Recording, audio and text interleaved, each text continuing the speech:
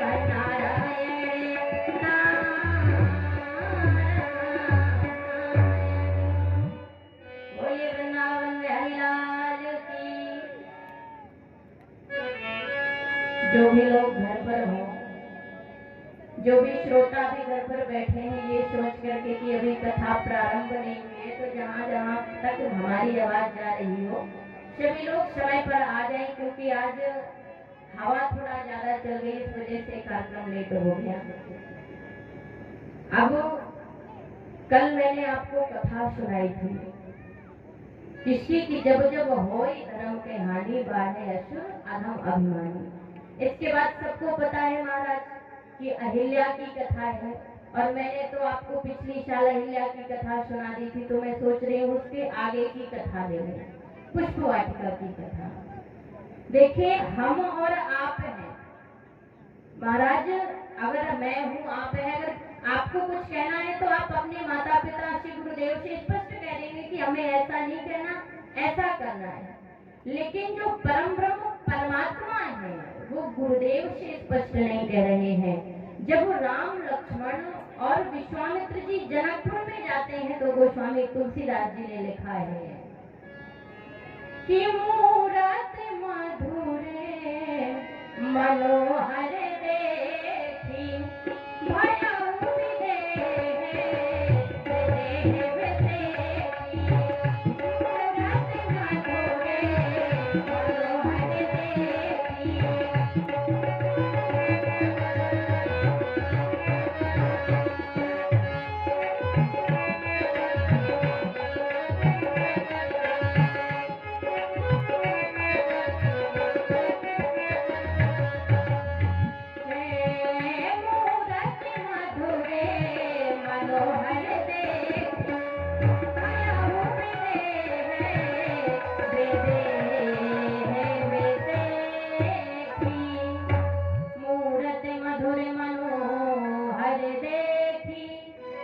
भयउ विदेह विसेठी मूरत मधुर मनोहर देखी।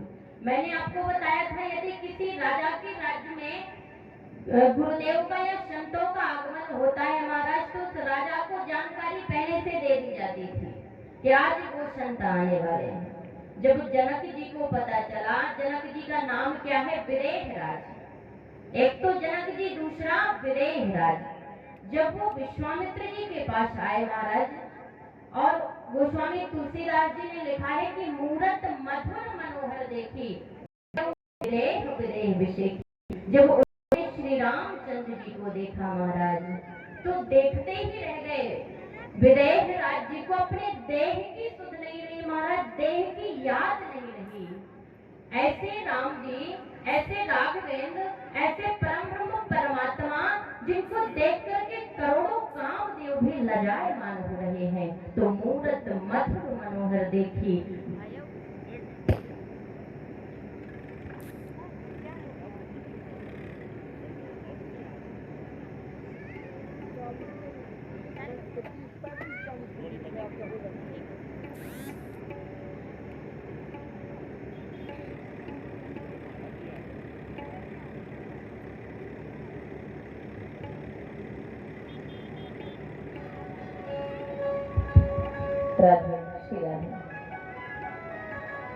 तो भयउ विदेह विदेह विषेखी महाराज, विदेह राज्य को अपने देह की याद नहीं रही।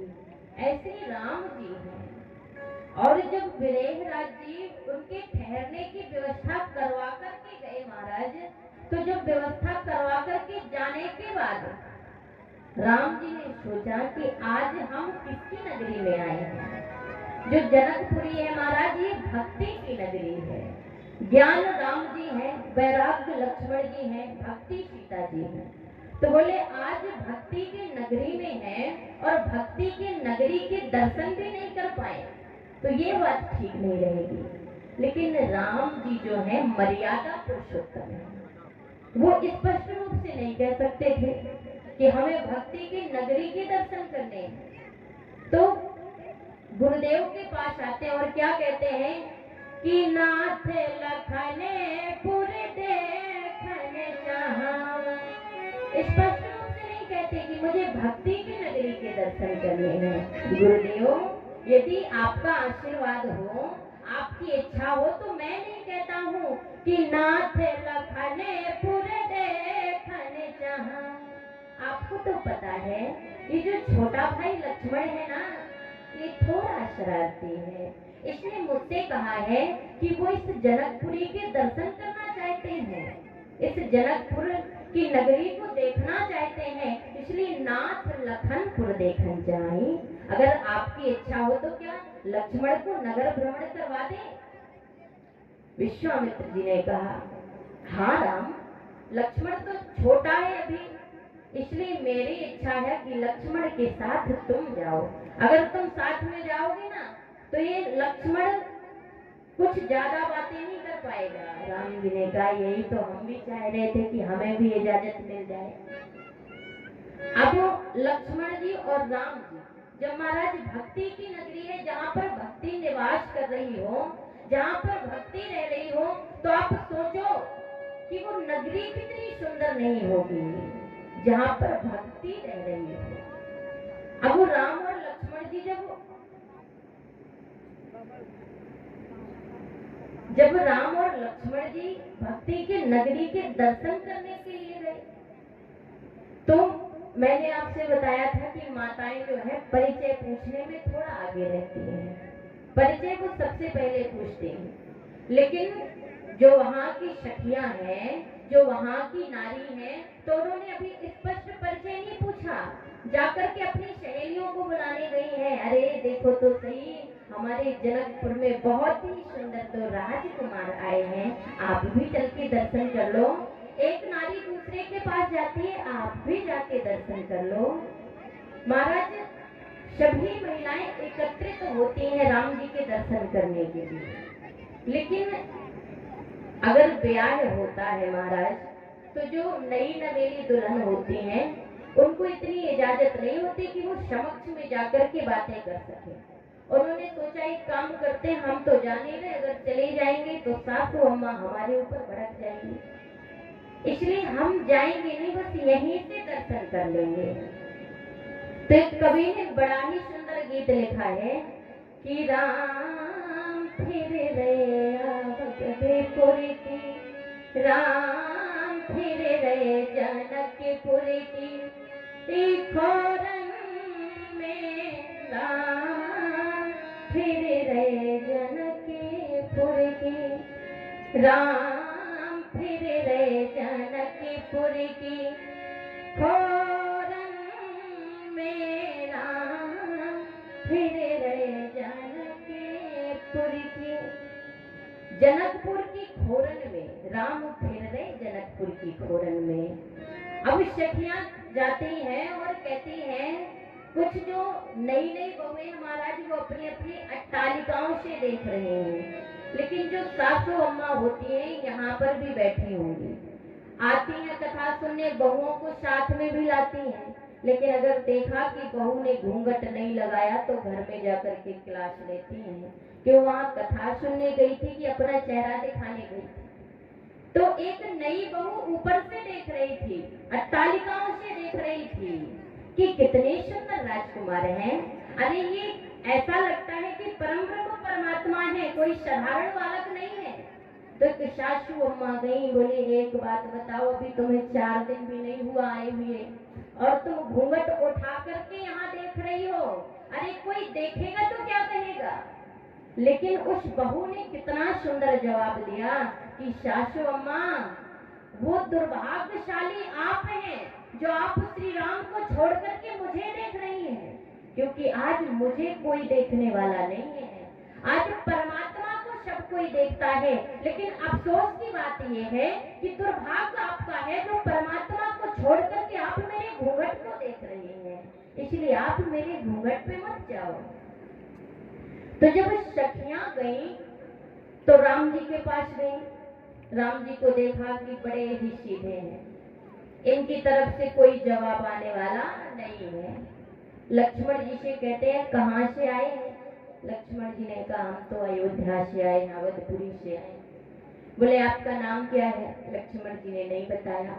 सखियों ने कहा कि ऐसे नाम बताने वाले नहीं है। बोले अच्छा उस अवधपुरी से आए हैं, हमने वहाँ की एक कहावत सुनी है।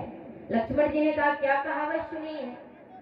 बोले बस नहीं बता रहे, अगर बता देंगे तो ज्यादा बुरा लग जाएगा। लक्ष्मण जी ने कहा नहीं, अगर बात कोई हृदय पे आए और उसे बोलो नहीं तो ये अच्छी बात नहीं है। जो भी आपने हमारे अवधपुर की कहावत सुनी हो तो आप बता दो कि क्या कहावत सुनी है। सखियों ने कहा अगर बता देंगे ना तो पैरों के नीचे से जमीन खिसक जाएगी। बोले क्यों, ऐसा क्या है अवधपुर में? बोले हमने वहां पर सुना है कि ना वीर से होते हैं ना धीर से होते हैं, अवधपुरी में पैदा लड़के धीर से होते हैं, ना वीर से होते हैं ना धीर से होते हैं, अवधपुरी में पैदा लड़के धीर से होते हैं। लक्ष्मण जी ने कहा अच्छा। सखियों ने कहा क्यों, कहा था ना कि अगर सच्चाई बता देंगे तो पैरों के नीचे से जमीन खिसक जाएगी। लक्ष्मण जी ने कहा लेकिन तुम्हें ये पता नहीं कि वो खीर कैसे मिलती है। पता है इतने गुरुओं को बुलाया जाता है, बड़े बड़े गुरुओं को बुलाते हैं, फिर यज्ञ कराते हैं, जो उससे चर निकलता है फिर उसको सब लोग खाते हैं, तभी पुत्र की प्राप्ति होती है। लेकिन हमने भी आपकी जनकपुरी की एक कहावत सुनी है। उन्होंने कहा हमारे जनकपुर की कहावत क्या है? बोले अगर हम कह देंगे तो सच में पैरों के नीचे से जमीन खिसक जाएगी। बोले अच्छा, हमारे जनकपुर में तो ऐसा कुछ भी नहीं है। बोले अच्छा, आपके जनकपुर में है कि ना वीर से होती है ना धीर से होती है, जनकपुरी में पैदा लड़की जमीन से होती है। बोले हम तो इतनी मेहनत करते हैं, सब लोग फिर खीर मिलती है उसे खाते हैं, फिर जन्म होता है, लेकिन आपके जनकपुर में बढ़िया है, कहीं भी गड्ढे गड्ढियां खोदो बेटियों को निकाल लो। अब सखियों ने कहा ये थोड़ा विनोदी प्रवृत्ति के हैं। लक्ष्मण जी ने कहा हमारे पास इतना समय नहीं है, गुरुदेव पूजा के लिए बैठे, हम तो पुष्प तोड़ने के लिए आए थे। बोले अच्छा, लेकिन आप पुष्प तोड़ेंगे कैसे? बोले हम तो सब तोड़ लेंगे। अब राम जी और लक्ष्मण जी जब साथ में जा रहे हैं महाराज पुष्प वाटिका में, देखो रामचरितमानस में 2 पुष्प वाटिका है, एक तो हो गई ये पुष्प वाटिका, दूसरी हो गई अशोक वाटिका। इस पुष्प वाटिका में राम का और सीता का मिलन होता है, लेकिन अशोक वाटिका में महाराज विछड़न होता है। ये भक्ति की नगरी है, और जहाँ पर भक्ति की नगरी है उस नगरी में रहने वाले लोग भी कितने भाग्यवान होंगे, कितनी भक्ति नहीं होगी उनके हृदय में। अब राम जी लक्ष्मण जी पहुंचे महाराज पुष्प वाटिका के पास। अब जब पहुंचे, प्रवेश करने लगे तो वहां के माली ने कुछ नहीं देखा, वो चिल्लाते हुए गए, अरे बचाओ बचाओ, चोर आए हैं, चोर आए हैं। सभी लोग दौड़े दौड़े आए, बोले क्या बात है भैया, कहाँ है चोर? बोले ये खड़े हैं चोर। लोग हंसने लगे, क्यों ऐसी बात करते हैं? अरे इनको तो देख करके ही पता चलता है कि ये चोर नहीं है, ये किसी बड़े राजा के राजकुमार हैं, और आप कहते हैं कि चोर आया है। अरे ये चोर नहीं है। बोले क्यों? बोले ये चोर नहीं है, ये महाचोर है। बोले कैसे?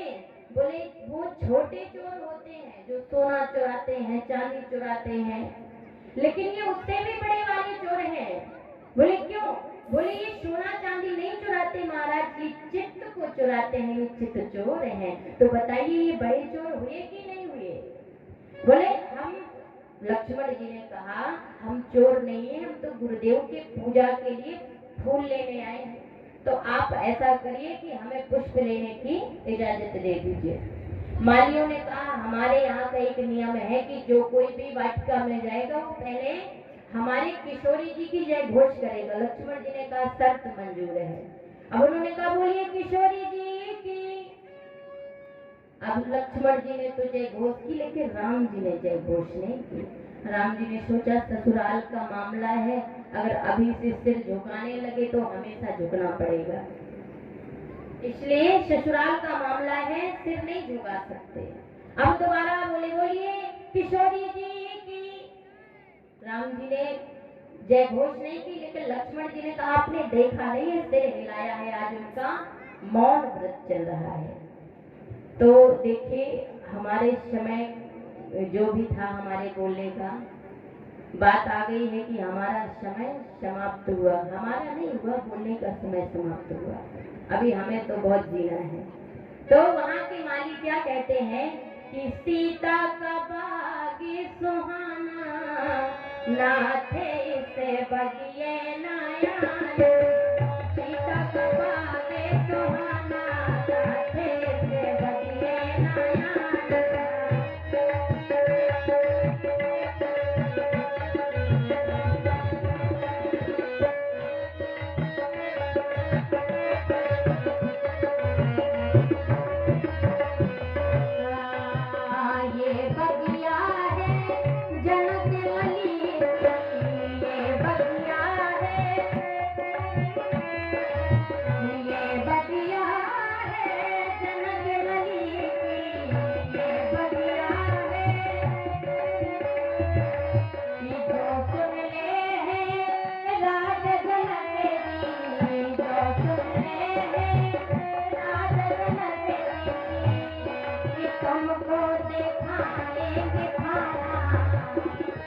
तुमको दिखाएंगे भाना